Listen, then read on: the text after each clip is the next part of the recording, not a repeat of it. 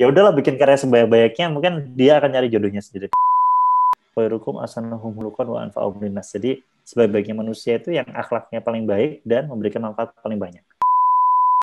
Kolaborasi aja sih. Karena Superman aja sekarang dia join sama Justice League gitu kan. Spider-Man aja sama Marvel. Sama apa? Avenger, masa kita cuma sendirian. Iya. Yeah. Yang kalau di rumah itu udah anaknya capek gitu kan, pulang akhirnya YouTube-an. Ya. Bapaknya main Mobile Legends, ibunya main PUBG. Kakaknya main Candy Crush.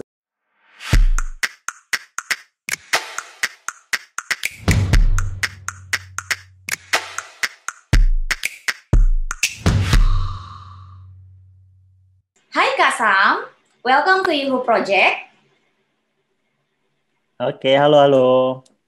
Nah, terima kasih banyak nih buat Kak Sam dari Sebangku mau ngobrol-ngobrol, mau diskusi tentang apa itu Sebangku dan bagaimana sepak terjang Sebangku dalam dunia board game. Nah, kenapa sih kita awal mulanya tertarik buat diskusi nih sama Kak Sam? Karena di episode perdana You Project itu kami pernah ngobrol bareng dengan pemilik kafe yang menyediakan makanan dan berbagai board game. Terus di episode lainnya kita juga ngobrol dengan seorang game designer untuk aplikasi. Nah, kemudian kami tertarik nih jika untuk topik gamifikasinya sendiri gitu loh, untuk dibahas lebih lanjut.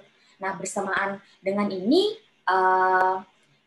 kita kemudian mengulik-ngulik tentang ada nggak sih sebuah startup yang khusus membahas seperti itu. Nah, makanya kami undang Kak Sam untuk ngobrol lebih lanjut tentang Sebangku, seperti itu.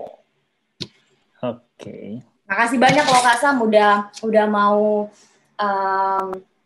sharing ke kami dan mau ngobrol-ngobrol bareng kami gitu. Siap, sama-sama Mbak. Oke. Mulai ya Kak, nanyanya untuk ngobrol-ngobrol sama Kak Sam, untuk diskusi lebih lanjut sama Kak Sam tentang Sebangku itu apa. Oke. Nah, paling awal sih aku pengen tahu, bisa Kakak cerita sedikit nggak sih awal mula Kakak membangun Sebangku gitu.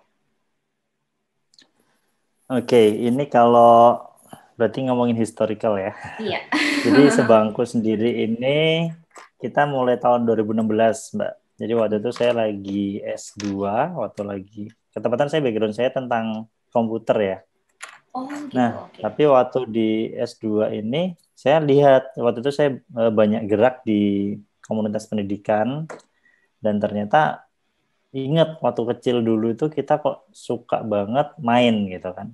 Bahkan ada satu kata yang ternyata ini setelah diteliti itu diucapin kata-katanya sama dari Sabang sampai Merauke, anak-anak kecil itu kalau main tuh sama Mbak. Biasanya sambil kayak gini-gini. Ayo apa kata-katanya? Kita ucapin bareng-bareng ya, coba ya. 1, 2, 3 apa Pak? Hum, bimpa, Oh iya alayum, iya benar-benar. gambreng. Gitu ya. Masa Dan kecilku itu kurang. ternyata Iya iya. ya, ya ternyata itu diucapinya sama. Entah dari Aceh, dari Lampung, dari Jogja, dari Malang, dari mana itu sama. Nah, yang jadi yang menarik adalah apa artinya. Nah, kita selama ini cuma ngomong Iya doang, bener loh, home aku bimba juga layum nggak tahu gambreng, loh tapi nggak artinya. ngerti artinya. Bener. Iya, iya. Nah, ternyata itu ada mahasiswa ITB teman saya itu neliti tentang itu. Jadi dia dokter game gitu, dokter mainan. Ternyata home pimpa layum gambreng itu filosofinya tinggi banget, Mbak. Home itu artinya Tuhan, home pimpa layum berarti dari Tuhan kembali kepada Tuhan, artinya tawakal. Gambreng itu artinya lakukanlah. Jadi artinya apa? Dengan home pimpa layum gambreng ini kita diajarin untuk pasrah gitu ya, tawakal. Nah, kalau kita main gitu home pimpa layum gambreng, kalau menang ya alhamdulillah, kalau kalah ya udah, nggak pernah kan kita bilang, oh kamu curang, nggak pernah kan? Nggak pernah sih. Itu pasrah. Iya. Benar. Kemudian ada lagi yang kedua, yaitu di home pimpa ini kita diajarin untuk bersosialisasi. Jadi karena home pimpa ini minimal berapa orang, Mbak ya? 3 ya, home pimpa itu ya. Aku Mainnya kan nggak tahu 3 orang soal ya, home pimpa. minimalnya. Biasanya sih kita Iya, berlimaan gitu. Tapi nggak tahu nah, minimalnya saya berapa. berlima. Minimal 3. Oke. Kalau 2 kan pakai suite ya. Kalau Iya, satu nggak benar. bisa, Mbak. Jadi kalau lagi gabut gitu, Home Pimpa Gambreng itu kayak ini agak-agak stres gini kayak. Lagi gabut banget Home Pimpa sendirian kan itu kayaknya lucu ya, Mbak. Iya, Nah, benar di juga. situ Home Pimpa ini kita diajarin untuk bersosialisasi. Artinya apa ya? Kalau kita ketemu itu ya ngobrol, bukannya scroll. Kalau sekarang kita lihat di kafe-kafe itu, apalagi anak-anak kecil zaman now ini kan ya emang mereka kumpul sih, tapi pada mainnya PUBG, mainnya Mobile Legend gitu kan. Nah, saya kok ini satu sisi kok kasihan gitu anak-anak dengan kondisi kayak gini. Kenapa mereka nggak main lagi, nggak lari-larian lagi, nggak main yang seru-seruan lagi gitu. Itu yang pertama. Jadi ada dampak teknologi yang menurut saya kurang pas di anak-anak ini. Gitu. Kalau saya boleh cerita, mungkin kalau menurut saya teknologi ini kayak pisau, Mbak. Jadi Ah, pisau ini kalau dipegang sama chef itu akan enak banget, gitu kan? Dia bisa bisa masak, bisa macam-macam, bisa jadi makannya enak. Tapi ketika pisau ini dipegang oleh anak bayi, itu bisa bahaya. Sama oke. teknologi kayak gitu juga. Jadi tinggal penggunaannya kayak gimana. Nah, itu permasalahan yang pertama. Kenapa akhirnya kami bikin sebangku? Ada teknologi ini kurang pas, gitu kan? Kemudian yang kedua, permasalahan yang kedua adalah media pembelajarannya yang kurang. Jadi saya ingat banget dulu waktu SD, kalau guru sejarah masuk, halah kaset lawas disetel ya. Kayaknya bosen banget. Apalagi kalau pelajarannya matematika. Waduh, semuanya kayak pengen Waduh, mundur, mundur. lari gitu ya. Pengen cepat istirahat, pengen cepat pulang.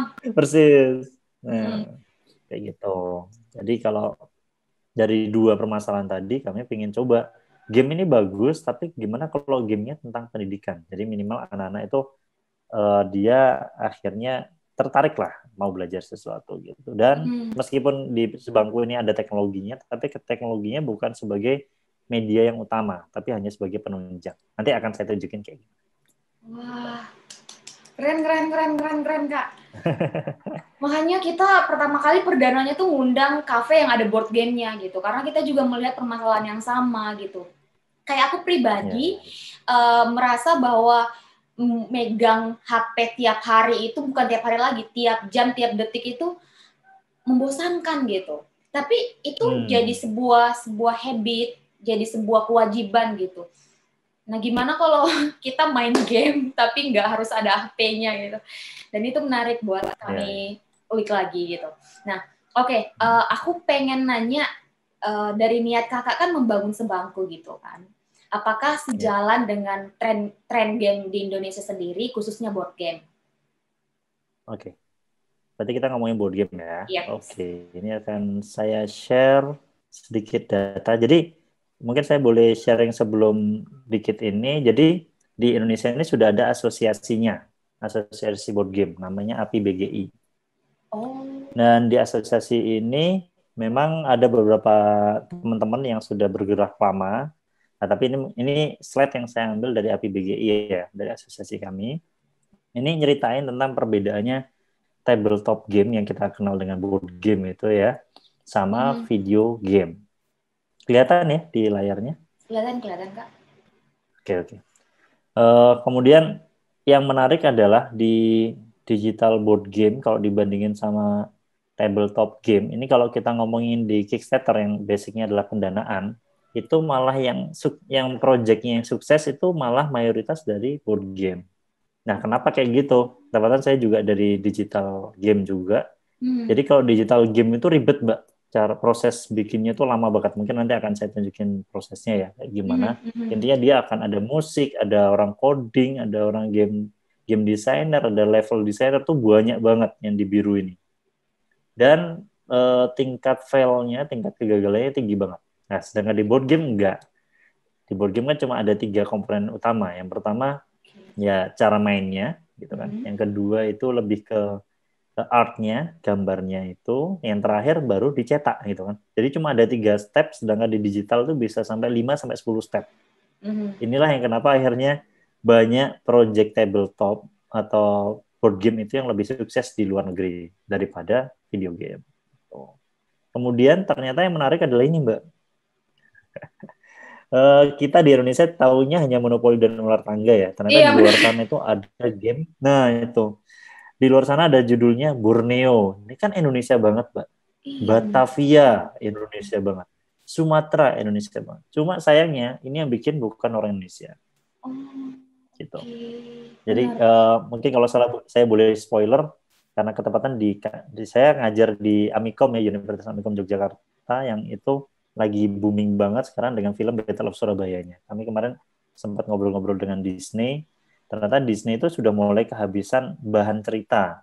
Kalau kita lihat kan masih dia ngambil dari cerita-cerita rakyat ya. Dan mereka sudah mulai mau masuk Indonesia. Itu kan sayang banget, Mbak. Contoh kayak game-game ini juga sama sih. Maksudnya banyak konten-konten lokal kita yang bisa kita angkat gitu loh. Cuma Benar-benar. sayangnya ini yang angkat malah dari orang luar negeri gitu. Ini yang jadi keprihatinan juga. Jadi board game ini di Indonesia baru boomingnya emang 3 sampai 5 tahunan ini sih baru booming gitu.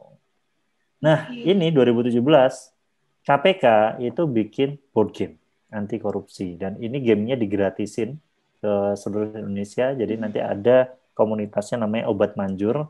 Kita bisa loh dapat game ini gratis dan itu ngajarin tentang gimana cara berperilaku jujur kepada anak-anak tapi lewat board game gitu.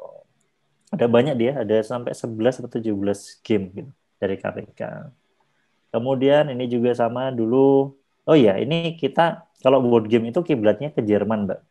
Jadi di setahun sekali itu pasti ada ini namanya Essen. Essen ini, Essen Spiel. Itu industri board game seluruh dunia itu kumpul di Jerman. Alhamdulillahnya 2018, 2019 itu Indonesia sudah ngirim di sana. Ini sudah ada 5 game juga di Jerman kayak gitu. Oh, gitu. Dan dari sekian banyak itu ini mulai rame banget. Jadi kalau kita tahu board game itu pertama malah ada di Mesir ya kalau kita temu namanya Snap. Itu dia bentuknya lebih kayak Saya taunya Alma Snapchat. gitu sebenarnya. Nah, ini ya, perkembangannya ternyata dari 2000-an sampai sekarang itu udah tinggi banget. Dan kita sebangku tuh hanya secuilnya aja. Di Indonesia banyak banget ya sudah ada board game. Gitu. Jadi mungkin kalau saya boleh cerita sedikit sebangku itu tadi 2016 ya kita proses, tapi kita baru jadi PT itu 2019. Jadi waktu itu Amikom kerjasama dengan Kemenristek-Dikti, kami di bawah ini ya inkubator di Amikom. Alhamdulillah waktu itu kami dapat pendanaan lumayan Mbak, 300 juta sih waktu itu. Itu kalau buat berenang, kalau kita beli dawet gitu bisa berenang lah di dalamnya ya. Iya benar. Alhamdulillah. Dari situ Ya. akhirnya jadi PT, namanya PT ini, PT Sebangku Jaya Abadi. Itu sih sekilas. Berarti trennya di Indonesia itu udah sekarang baru 3 sampai 5 tahun ya? Ya, baru booming-boomingnya. Terus aku fokusnya di Sebangku dulu ya. Apa sih board game yang pertama yang dijual tapi bukan produksi sendiri, dan apa board game produksi Sebangku yang pertama kali dijual? Jadi mungkin sebelum jawab itu akan saya jelasin sekilas ya. Kalau kami itu fokusnya di sini ya. Ada face-to-face interaction, memang harus ketemu dulu. Game-gamenya kayak gini, anak-anak ketemu. Kemudian pasti ada kurikulumnya. Dan bentuknya itu bisa printable material dan ada teknologinya. Kami teknologi itu ada AR, ada VR, terus ada lagi aplikasi kayak gitu. Nah, kurikulumnya ngambil dari mana? Kami dari sini, Gerakan Literasi Nasional. Jadi kalau game-game kami, untuk jawab pertanyaan Mbak tadi, kami itu semua gamenya pasti ada kayak gini. Ada yang literasi baca tulis, itu game apa? Gitu, Mbak. Literasi numerasi itu di mana, sains itu apa, budaya itu apa, digital itu apa. Kami emang tagline-nya ini, game literasi anak. Literasi buat siapa? Buat anak-anak. Jadi memang fokusnya di sini sih kami. Dan kalau tadi cerita game yang pertama kali buat, sebenarnya waktu itu judulnya Jamrana Pramuka. Slide-nya ada di, nanti saya cari ya.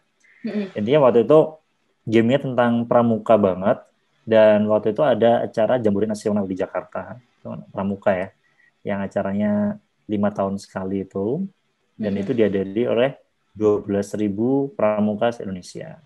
Itu game yang pertama kali kami buat dan kami jual. Jadi emang kami dari awal itu memang nggak jualan punya orang sih awal-awalnya, malah kami bikin dulu, bikin Jamrana tadi itu. Tapi seiring dengan berjalannya waktu, akhirnya kami kenal dengan teman-teman. Nah, akhirnya kami bantu jual waktu itu, bantu jual game mereka. ada gamenya tentang, ada judulnya Kakak Teladan. Nah, Kakak Teladan itu game game dari teman kami dari Jakarta. Tuh. Terus kemarin kita juga sempat jualin game judulnya Wilah, itu game tentang memilah sampah. Ini Berarti gamenya yang jam emang ranang basicnya kayak gini. edukasi ya? Ya, karena game itu kalau saya boleh cerita sebenarnya nggak semuanya baik ya. Ada yang Benar. game yang ngajarin horor-horor itu juga ada. Mhm. Game yang ya kayak sekarang kayak game Among Us itu kan lagi rame ya. Katanya ngajarin anak untuk bohong kayak gitu-gitu. Ya padahal Membunuh, enggak. sensor-sensor, Kayak gitu. tit. Iya. Jadi kalau di game-game kami memang fokusnya lebih ke pendidikan. Ya, kalau Oke. ini Menarik, pramuka banget. menarik. Ini game yang pertama kali kami launching. Ini game yang kedua. Yang kemarin dapat pendanaan dari Dikti itu. Ini Ini kalau boleh Zamzami, ini cerita nggak sih, belajar Kak? ngaji. Ini Hmm, gamenya seperti apa kalau Zamzami sendiri? ya. Kalau Zamzami ini gamenya tentang belajar ngaji. Jadi biasanya anak-anak kalau di TPA itu kan bosan gitu kan, ngajinya 5 menit, lari-larinya 1 jam sendiri. Nah, ini kita ngajarin untuk belajar bahasa Arab, dapat huruf hijaiyahnya ini. Dan seperti yang tadi saya cerita, dia ada teknologinya. Jadi ini kalau di scan gitu kartunya akan muncul makhrojil hurufnya. Nah, ini. Ting, ada 3D-nya Oh, gitu. oke, menarik, menarik. Nah, nanti di scan gitu. Dan ada video cara nulisnya, imlanya ya. Ini dari tahun kapan, Kak, Zamzami ini sendiri? Ini tahun, kalau ini 2018, tapi kita kemarin baru cetak masalnya 2019. Oh, gitu. Nah, ini huruf K itu gimana?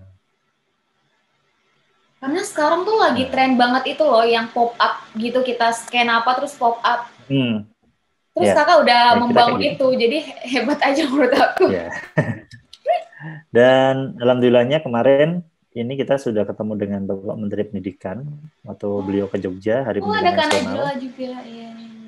Iya, terus waktu itu saya ke Surabaya ketemu sama Kaisang, putranya Pak Jokowi ya. Dia juga bikin game Mbak, tentang matematika.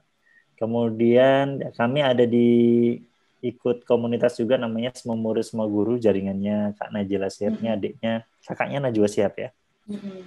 Terus ada Mbak Ciki Fauzi, ini game yang jam rana yang pertama kali. Waktu itu saya ikut lomba yang Lenovo, alhamdulillah jadi finalis. Dan waktu itu ketemunya Mbak Ciki Fauzi yang bikin Ipin Upin itu ya. Sekarang beliau Iya. sudah di Indonesia lagi sekarang.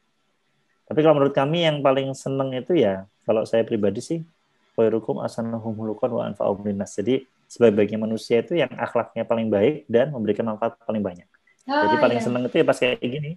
Kami ke panti asuhan, gamenya dipakai, itu Ada sesuatu yang kebahagiaan nggak bisa lain dibayar gitu. dengan duit.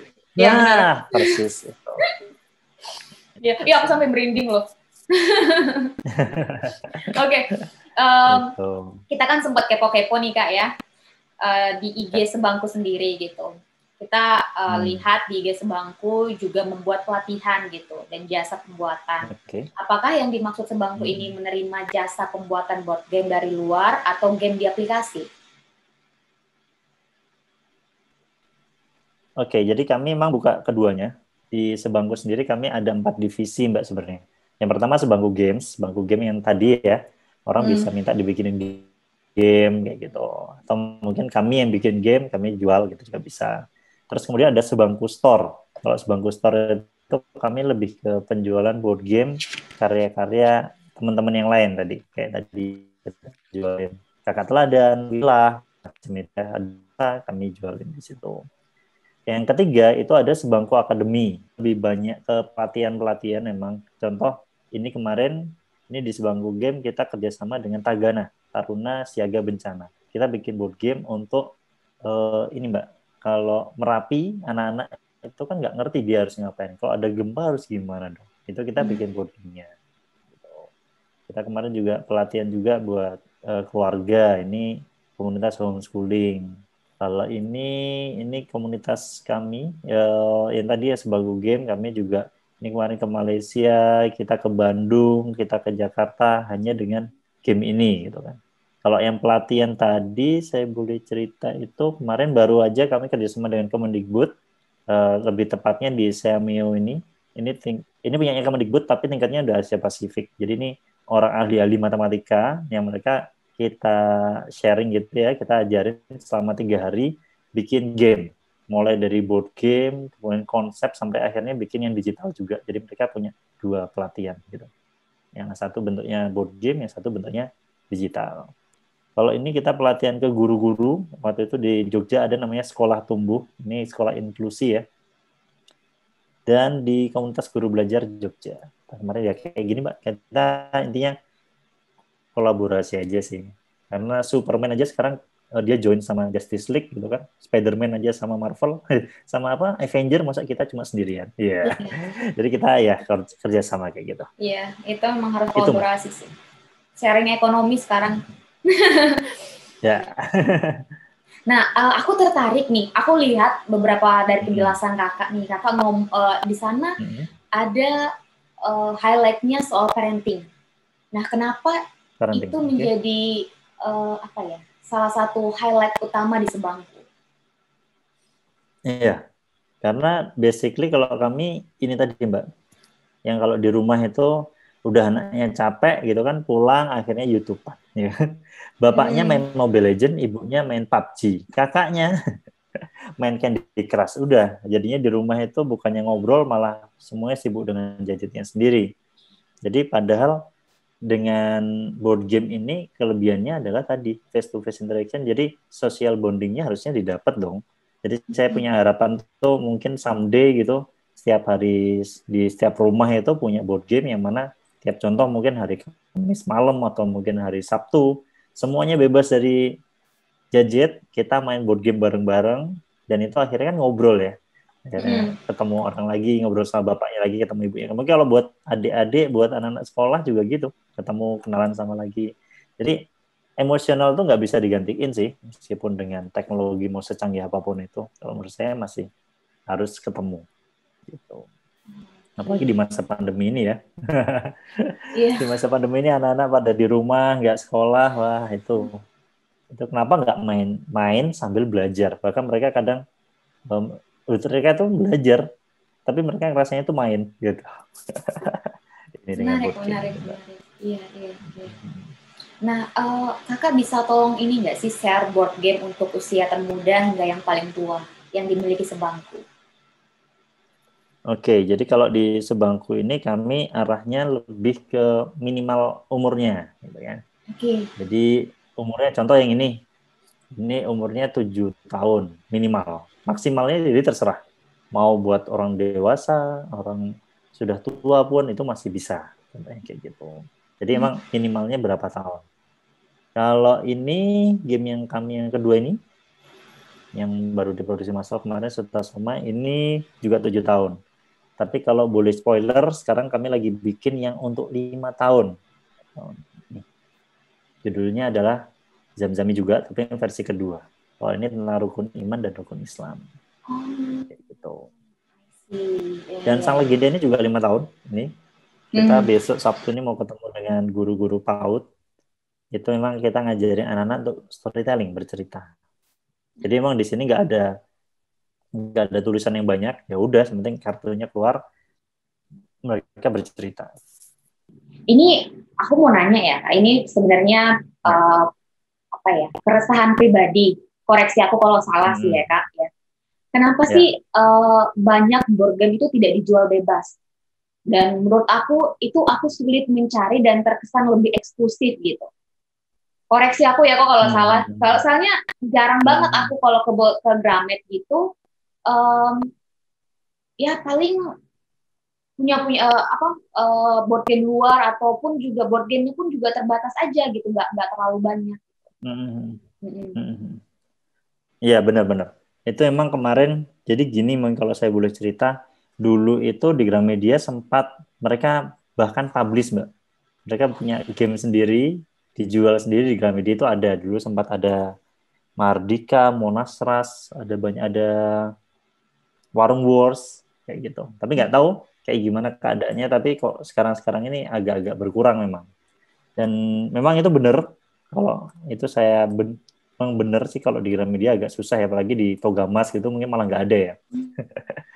Itu beda banget waktu saya kemarin ke Spanyol, Mbak. Waktu saya ke Spanyol tuh ya ampun, kita ke toko kayak Gramedianya tuh isinya board game semua dan itu laris manis gitu kan. Nah, itu kenapa? Mungkin yang pertama karena industrinya belum mature, belum belum begitu stabil di Indonesia. Karena tadi kan baru 3 sampai 5 tahun baru masuk ke Indonesia. Mungkin kalau kami kemarin aja waktu mau nyetak di Jogja, itu mau nyetak gamenya ini nggak semua percetakan berani nyetak, Mbak. Atau kemarin kami juga ke beberapa publisher itu, penerbit, oh mereka tertarik sama kontennya. Giliran lihat komponennya mereka nggak berani. Jadi kan ada biasanya ada koin-koinnya kayak gitu ya. Kenapa Kak itu? Itu tuh mereka nggak berani produksi. Karena ternyata mesinnya, Mbak. Mesinnya itu belum siap di Indonesia. Dan Mesin itu mungkin percetakannya biayanya itu. juga mahal gitu kalau misalnya beli pribadi. Nah, Dan belum tentu juga iya, semua orang tuh bakalan cetak hal seperti itu. persis. Nah itu karena belum booming tadi kan, Mm-mm. permintaannya belum besar. Dan kalau kita ngambil dari Cina, itu kan harus modelnya harus sudah gede banget kan. Dan itu harus ngurusi SNI dan SNI itu biayanya lebih gede daripada bikin gamenya sendiri. Tuh. Ada Hmm. banyak masalah sih sebenarnya masnya di board game ini, tapi saya sih masih optimis aja kalau ini someday akan Hmm. nemu jalannya. Jadi kemarin saya punya teman dosen juga beliau adalah dosen di ISI ya. Dia itu bilang gini, udahlah mas, karya itu akan menemukan jodohnya sendiri. Nah, saya kira itu Asik. nancep banget sih. Jadi sampai sekarang tuh ya udahlah bikin karya sebanyak-banyaknya, mungkin dia akan nyari jodohnya sendiri. Termasuk kayak Zam-Zami ini tiba-tiba dapat pendanaan, itu kan saya benar-benar nggak nyangka kalau bisa kayak gitu. Nah, itu ada Iya. masalah-masalah kayak gitu Mbak. Terus yang pertama itu kemudian sebenarnya ada Mbak board game dari luar negeri yang basically itu akan diimpor kan berarti. Di luar negeri itu banyak banget judul-judul yang keren-keren ya. Kayak saya di rumah itu juga punya sekitar 25 judul board game. Itu mayoritas ada dari Jerman, dari Inggris, ada yang dari Jepang, itu juga ada kayak Orinoco, ada macam-macam judulnya ya. Ada yang Tokaido yang arahnya lebih kayak perang-perangan kayak gitu tuh banyak. Cuma masalahnya gini, ketepatan game ini kalau di Indonesia di bawahnya Kementerian Ekonomi Kreatif. Kemenparekraf ya.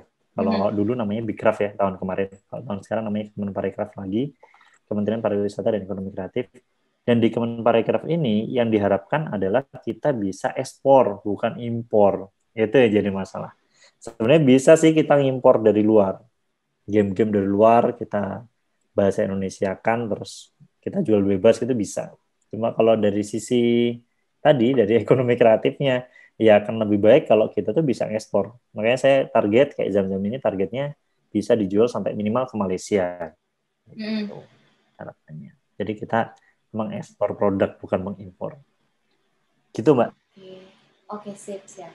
Nah, aku lihat nih Kak, kakak dari tadi tuh nunjukin adalah Ya. Samzami ini. Ini kayak semacam board game andalan sih ya. Koreksi ya Kak kalau salah. Terlihat seperti itu. Nah, Hmm. katanya ini mau Ya, ya, dibuat ya. edisi 2-nya. Nah, Nah, bisa spoiler dikit nggak Kak ke mm-mm. kita apa yang beda dan spesial dari Zam-Zam edisi pertama? Dari edisi pertamanya. Oke. Okay. Mungkin saya jawab, ini ada dua pertanyaan ya. Yang pertama, Zam-Zam itu produk utamanya atau gimana gitu kan. Yang kedua, spoilernya nanti.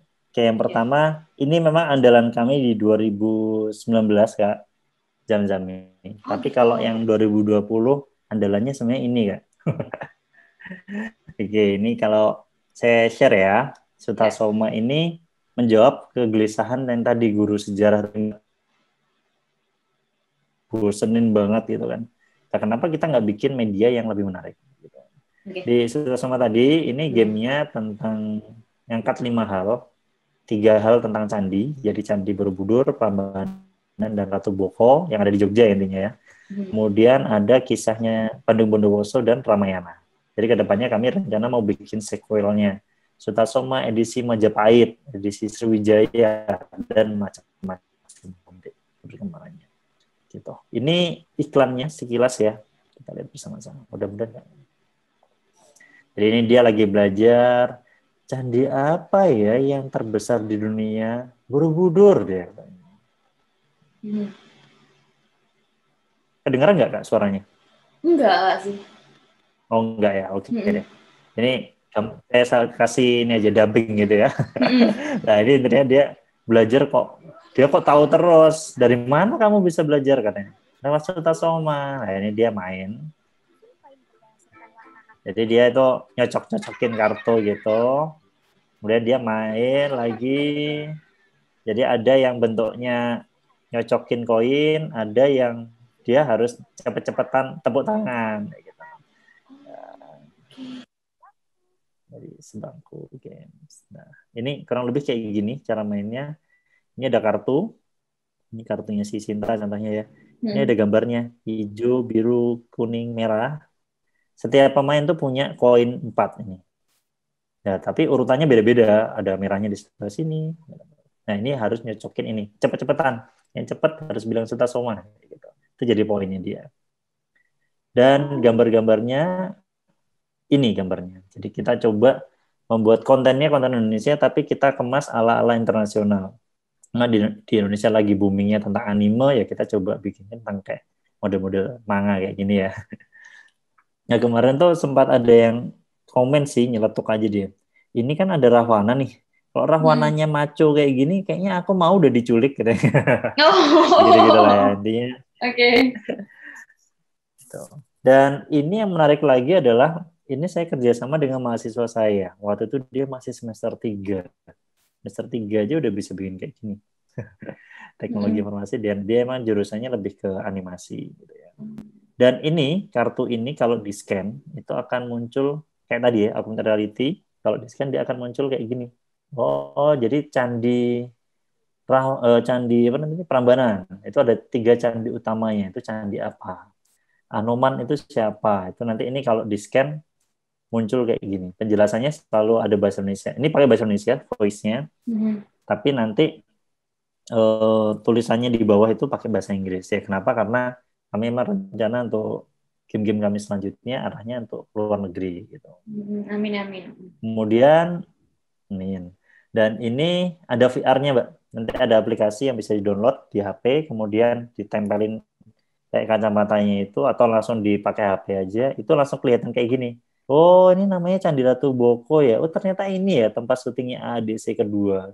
Mungkin yang belum pernah ke sini cuma pakai itu aja itu seru banget, Pak. Jadi emang lagi rame sekarang Mm. tuh eh, tamasya digital, tur digital. Jadi anak-anak sekarang karena pandemi nggak bisa kemana-mana, pakai kacamata ini dia sudah bisa langsung tahu. Oh ini ada Prambanan. Dan situ ada informasinya. Prambanan itu mana, apa, ada candi apa aja. Ini kemarin bikinnya lumayan puyeng, Mbak. Ternyata kita harus izinnya harus ke Taman Wisata Candi yang which is itu izinnya sebenarnya harus ke Kemendikbud juga. Ya, tapi alhamdulillah ini sudah selesai. Gitu. Ya, asik nih ininya gamenya yang Dan ini. iya, dia emang lebih ke party gitu. Ini guru-guru yang sudah nyoba Sutasomanya, Mbak. Ada dari SD, ada dari SMK, dan juga dari sebuah yayasan Yosi Zora di Jogja gitu. Kominfo Iya. dia bikin event namanya Identik gitu. Indonesia Entrepreneur TI. TIK ini. Kemudian dia ada kategorinya ada 7 dan kita masuk di kategori yang digital content. Gitu. Ini alhamdulillah ada 5 yang menang dan Sutasoma juara 3. Dan dari 3 juara ini yang akan mewakili Indonesia ke tingkat ASEAN. Melawan 10 negara yang lain, Mbak. Gitu ya. Mau doanya mudah-mudahan ini lancar Amin. semuanya. Dan nanti itu kalau lolos, kalau menang lagi nanti mewakili Indonesia lagi, mewakili ASEAN di Asia kayak gitu. Sampai akhirnya nanti di tingkat dunia. Gitu. Ini sudah semua. Oh, oke, oke, oke. Ini ya, ini salah satu dakwah kami di board game, dakwah board game. Ini cara kami untuk kenalin board game sih. Sebenarnya kalau di luar negeri itu kayak di Jepang, di Cina tuh udah booming banget Pak board game, Pak. Di Indonesia Iya, aja yang belum begitu. benar-benar. Tapi kalau saya sendiri sih, saya lebih bangga dengan timnya ini, Mbak. Jadi dengan satu Sutasoma itu ada 20 orang yang terlibat lebih ya. Dan itu dijadiin skripsi. Satu Oh, game itu bisa 5 skripsi. Alhamdulillah ini sudah ada 2 mahasiswa yang lulus dan ini jadi wisudawan terbaik. Kalau di Amikom itu dapat beasiswa langsung lanjut S1, kalau S1 lanjut S2. Dan yang lain dapatnya nilai A, alhamdulillah. Itu sih yang buat saya Keren. yang buat saya bangga sebenarnya. Ini yang 2020 pencapaian kami dengan game Sudah Soma gitu, Mbak.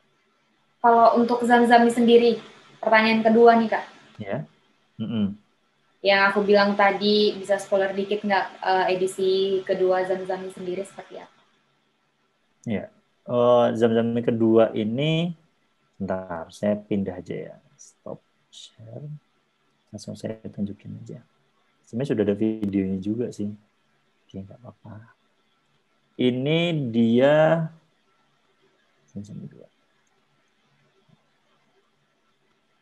tentang rukun iman, rukun Islam. Jadi kadang kan belajar kayak gitu tuh susah banget ya. Dan ini kita menazam dua. Ini eksklusif belum ya Kak, kita enggak juga ya. Yeah. Eksklusifin aja.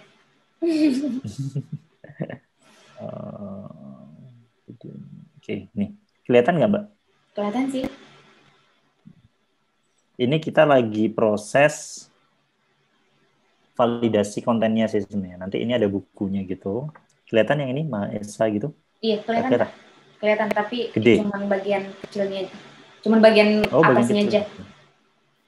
Oke, sebentar. Saya coba pakai galeri aja. Kayak gini kelihatan ya? Kelihatan. Nah, jadi ini contohnya kayak gini. Ini cara mainnya mirip Suta Soma, tapi dengan konten Zamzami, dengan konten rukun iman, rukun Islam, kayak gitu. Jadi setiap rukun itu rukun Islam, rukun iman yang ini ya. Rukun iman itu tentang Allah gitu. Allah itu akan dijelasin dalam 4 gambar ini. Kemudian nanti iman kepada malaikat. Oh, malaikat itu ada malaikat Jibril, Israel, Mikail. Ini nanti ada bukunya, Mbak. Dan ini nanti kalau di-scan, dia nanti muncul film animasinya gitu. Mikail itu siapa. Jadi mirip Suta Soma gitu ya? Ya, emang kami cara mainnya mirip Suta Soma biar orang nggak belajar lagi gitu maksudnya. Menarik Kak. Dan ini bentar. Ini kurang lebih kita masih progres banget sih ini. Jadi ada banyak kira-kira gambar. Ini kapan nih Kak? Edisi 2-nya? Kita target Desember ini sudah masuk ke tahap percetakan. Insya Allah ya awal tahun itu udah launching. So. Amin. Semangat. Semoga sukses. Nah, aku dari tadi itu tertarik adalah aku pengen tahu pembagian tugas dalam tim Sebangku. Kak Sam ini tugasnya apa? Apakah marketing? Saya nggak tahu tugasnya. Oke. Saya share screen lagi ya. Oke. Lebih enak tuh soalnya jelasin kayak gambar soalnya. Iya benar. Oke. Ini sebenarnya ini teorinya waktu S2 dulu kemarin ada tim kami yang tesisnya tentang game. Itu nemu teori namanya MDA ini, Mbak. MDA itu Mechanic Dynamic Aesthetic. Jadi kalau orang main game itu sebenarnya kan player ini ya.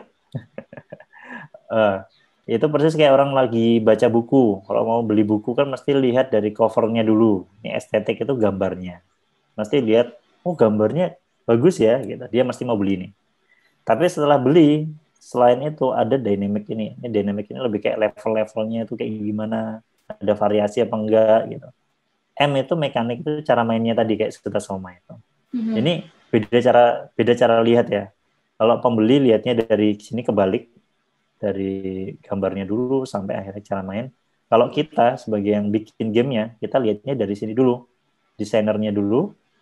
Kita harus bikin mekaniknya udah oke, baru kita buat level-levelnya, baru terakhir, baru gambarnya. Nah, gimana tim saya? Tim saya kayak gini, Mbak. Ini buka dapuran, tapi nggak apa-apa lah. Kita sharing-sharing, mudah-mudahan lebih banyak yang bisa ini ya. Tapi emang tadi, saya nggak bisa kerja sendiri. Kita punya tim saya tim intinya ada 6 sampai 10 orang, tapi setelah itu punya tim-tim lagi di lingkaran-lingkaran keduanya. Basically kalau saya sebenarnya saya lebih ke produser sini sih, produser nanti ada creative direction-nya, ada yang bagian desain, game design, level design sejauh ini karena kami startup arahnya lean ya Mbak ya. Jadi anak ada beberapa orang yang kerjaannya itu double. Iya, benar. Ya wis lah, karena perusahaannya masih kecil ya wis. Kita gitu. Ini game design, game level. Nanti baru setelah ini beres, masuk ke bagian artis. Ini tuh ada animatornya, ada yang gambarnya. Gambar aja bisa gambar karakter sendiri beda, sama gambar yang bentuknya bangunan, itu beda biasanya karakternya. Habis gitu kalau memang ada codingnya, ini masuk ke coding kayak tadi kan ada AR-nya, ada VR-nya itu kan ada bagian coding tuh, baru masuk ke bagian coding. Gitu. Kalau ini sebenarnya opsional, bisa pakai bisa enggak. Terakhir baru ke tester. Tester ini nanti kita biasanya akan ngajak main ke calon-calon pembelinya. Gitu Mbak. Ini timelinenya kurang lebih kayak gini kalau bikin game, jadi Oh ada my yang God, bareng. pusing. Ya gitulah ini kayak gitulah ya. Ini Iya, iya, prosesnya emang iya. panjang banget, tapi saya sukanya itu di setiap fase ini pasti ada challenge-nya. Dan setiap challenge tuh akhirnya kita nggak pernah berhenti untuk mikir gitu loh Mbak. Ini persis kayak orang jualan sih. Gitu. Jadi apalagi nih, apalagi. Tapi kalau basicnya gampangnya kayak gini sih Mbak. Yang susah di game edukasi ini kalau di kami ini susahnya adalah kadang gamenya tuh udah seru banget, tapi konten pendidikannya dikit, jadi kurang mengena. Ada yang konten pendidikannya kental banget, tapi gamenya jadinya boring. Nah ini bisa balancing, ini susah nih, biar bisa imbang. Iya, iya. Baru setelah ini oke, sudah imbang, baru desainnya. Gitu Mbak kurang lebih. Iya, karena benar nih kata Kak Sam juga soal masalah yang tadi. Temen aku yang punya cafe board game itu yang aku pernah diskusi juga bareng dia juga ngomong kenapa kita banyakkan ngambil board game dari luar dibanding di Indonesia, karena masalahnya itu. Kadang ada board game yang dia maksa banget, edukasinya lebih banyak, tapi orang boring gitu mainnya. Nah, Jadi tidak asik gitu. Jadi sebenarnya yang balance itu yang menarik, tapi susah juga, nggak gampang. persis ya. Makanya mereka kebanyakan tuh ambil dari luar gitu. Hmm. Gitu. Jadi ini tantangan ya, tantangan ya Kak, buat Tantangan sebangku banget. juga. Benar. Semangat buat Iya. sebangku. Apa nih ya Kak, yang menarik lagi buat ini? Apakah sudah semua Kakak jelasin? Kalau dari aku sih udah banyak insight banget dari project sendiri. Ya, mungkin saya mau cerita waktu pandemi ini aja sih Mbak. Jadi pas pandemi kemarin itu, ini benar-benar lumayan berat buat kami, karena timnya harus terpisah semua waktu itu awal-awal ya. Dan waktu itu kita kerjasama dengan namanya SMSG tadi ya, saya ceritain Mbak Najila Shihab itu. Di SMSG ini kita kerjasama dengan kitabisa.com, kemudian ada Gramedia juga, ada Narasi, ada banyak banget yang kontribusi di sini. Kita bikin buku belajar di rumah. Nah, kenapa bentuknya kok buku printing bukan digital? Jadi ternyata di masa pandemi ini akhirnya banyak anak-anak ini yang belajarnya di rumah, Kak. Ya, yang jadi masalah adalah sinyal. Iya. Sinyalnya susah, habis gitu HP-nya belum tentu punya. Kadang kan itu HP-nya orang tuanya kalau kerja mereka nggak punya ini dong, nggak punya gadget lagi, nggak punya gawe lagi gitu kan. Akhirnya kita coba bikin yang bentuknya tuh printable gini, yang bisa dicetak, yang bisa dibagiin. Dan waktu itu kita kolaborasi, ini saya nggak kenal orang-orangnya beneran dari nol banget, nggak kenal. Akhirnya kita kenalan, dan dalam waktu 1 bulan itu kita bikin produk tadi. Dan alhamdulillah sebangku kolaborasinya kita bikin 2 game. Waktu itu game Cucita dan game Aku Sehat. Wow, dalam Dan waktu game sebulan ini, itu ya kenalannya. ya, ya. Keren. Dan waktu itu ini berupa kertas gitu, nanti anak-anak tinggal gunting sendiri, gampang tuh jadinya. Dan ini sudah disebarkan waktu itu di tahap pertama. Di tahap pertama ini sudah dibagikan ke nih 9.872 anak untuk usia PAUD dan SD di 69 kota kabupaten di 22 provinsi. ini berbes milih sih lihat kayak gini. Dan alhamdulillahnya dapat respon yang sangat positif. Ini termasuk salah satu testimoni dari kepala sekolahnya kayak gini. Oh, oke, keren. Wah, gitu.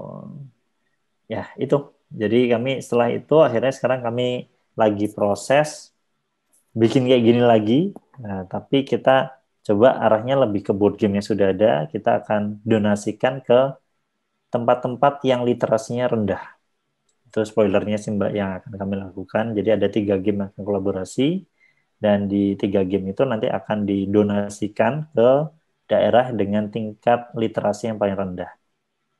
Gitu. Siap.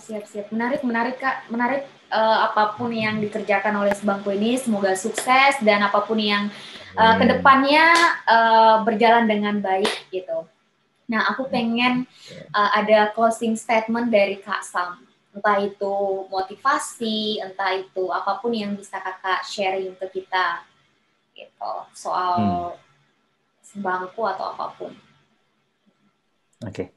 Maybe Mungkin bisa di closingnya ini aja ya Pak ya. Okay. Jadi ini saya ngutip ada namanya Mahfuzat man arafa bu'da safari istada. Barang siapa yang mengetahui jauhnya perjalanan ya bersiap-siap dulu gitu. Jadi kalau kita sudah tahu kita mau ngapain, bahkan ini kemarin saya sempat baca buku ada judulnya MHMMD. Waktu itu tulisannya gini, sebelum berangkat sudah sampai, sebelum berlabuh sudah, sebelum berlayar sudah berlabuh, dan sebelum memulai sudah selesai. Artinya apa ya, kita sebaik-baiknya kalau kita mau ngerjain sesuatu, bayangin endingnya. Ketika sudah tahu endingnya, oh ini nanti akan ngasih manfaat sekian banyak manusia gitu. Oh ini nanti akan bikin anak-anak seneng gitu. Oh ini game ini akan bikin Indonesia lebih baik contohnya kayak gitu ya. Setelah kita tahu endingnya, insya Allah selama proses itu kita akan lebih semangat lagi sih Mbak. Jadi waktu kita down, ingat lagi endingnya ntar kayak gimana, jadinya kita bisa bersiap-siap dari sekarang. Gitu sih Mbak. Oke Kak, makasih banyak loh Kak. Terima kasih banyak Kak Sam untuk sharing dan diskusinya tentang apa sih yang dikerjakan Sebangku sekarang, dan apapun itu semoga selalu menginspirasi Kak Sam dan apapun yang direncanakan bisa berhasil. Oke, makasih banyak Kak Sam. Bye Kak Sam. Bye. Oke. Hai teman-teman di You Project, itu tadi diskusi kita bareng Kak Sam dari Sebangku. Semoga diskusi kita kali ini bisa punya banyak manfaat buat teman-teman di You Project dan bisa menambah banyak pengetahuan baru tentang dunia board game itu sendiri. Jangan lupa subscribe, like, komen, dan share. Tunggu video di case selanjutnya. Bye-bye.